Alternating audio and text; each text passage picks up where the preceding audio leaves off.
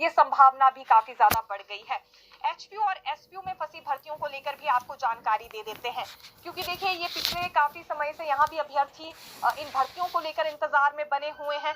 HPU में विशेष तौर से क्लर्क और जीओए की भर्तियां लटकी हुई हैं और इसके अतिरिक्त भी और भी ऐसे कई अभ्यर्थी हैं जो अपनी अपनी भर्तियों को लेकर इंतजार में हैं।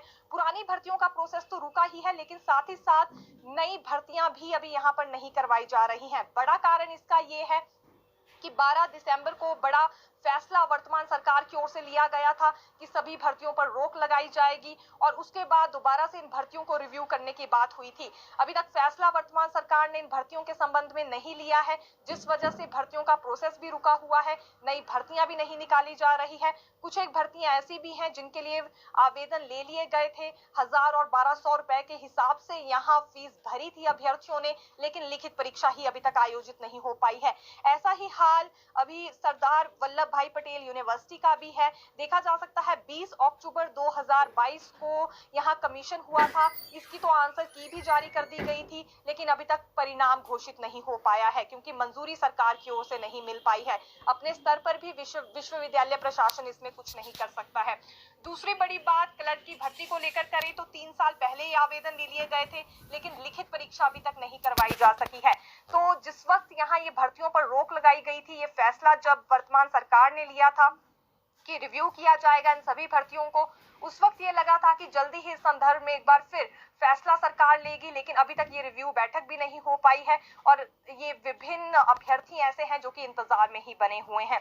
एलटी और शास्त्री भर्ती को लेकर भी बात करें तो स्कूलों में अभी लगभग यूं तो 8000 के करीब पद खाली चल रहे हैं। ये विभिन्न श्रेणियों में पद खाली हैं, लेकिन 920 के करीब भाषा और शास्त्री अध्यापकों के पद खाली हैं। चेतावनी इन्होंने भी दी है कि जल्दी ही इन पदों को भरा जाए, नहीं तो आंदोलन करने पर ये मजबूर हो जाएंगे। दूसरी बड़ी बात इन्होंने ये भी कही है कि यूं तो नई शिक्षा नीति के तहत बड़े बड़े वायदे किए जा रहे हैं, 6वीं कक्षा से इस विषय को शुरू करने की बात हो रही है, लेकिन ये कैसे संभव है जब यहाँ इनकी भर्तियां ही नहीं हो पा रही है। अभी फिलहाल देखा भी जा सकता है वर्तमान सरकार की ओर से लक्ष्य निर्धारित किया गया है कि शिक्षा विभाग में जल्दी ही 8000 के करीब पद भरे जाएंगे और ये सिलसिला भी हालांकि शुरू हो चुका है। ऐसा नहीं है कि इस पर प्रयास नहीं हो रहा है, लेकिन बैच वाइज आधार पर ही भर्तियां हो रही हैं। दूसरी बड़ी बात यह है कि प्रमोशन के आधार पर यहाँ भर्तियां की जा रही हैं। अगली बात करना चाहेंगे उन भर्तियों से जुड़ी जिन्हें लोक सेवा आयोग को देने की बात हो रही है। दरअसल ये देखिए क्लास 3 की भर्तियां हैं। अभी तक लोक सेवा आयोग का क्योंकि कोई भी रिप्लाई तो इस पर नहीं आया है, महज यहाँ पर इंतजार ही बना हुआ है, तो इस पर भी बिल्कुल यहाँ फैसला हो सकता है। एक तरह से चर्चा इस पर भी पूरी तरह से संभावित है, क्योंकि हमीरपुर कर्मचारी चयन आयोग की कार्यप्रणाली को तो भंग कर दिया गया है।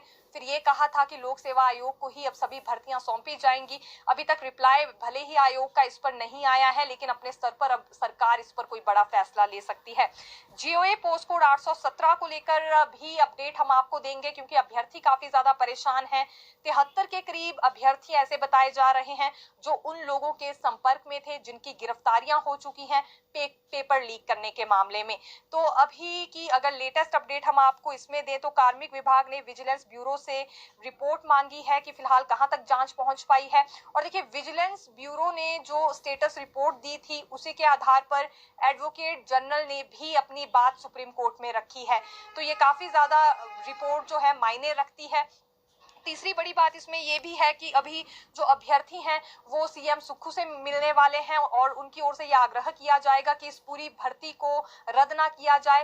73 अभ्यर्थियों की सजा सभी अभ्यर्थियों को ना दी जाए जिन्होंने जी तोड़ मेहनत इसके लिए की है। और केवल यहाँ सीएम सुक्खू से ही ये नहीं मिलने वाले हैं, बल्कि कांग्रेस के जो राष्ट्रीय नेता हैं उनसे भी मेल के जरिए ये संपर्क साधने की कोशिश कर रहे हैं।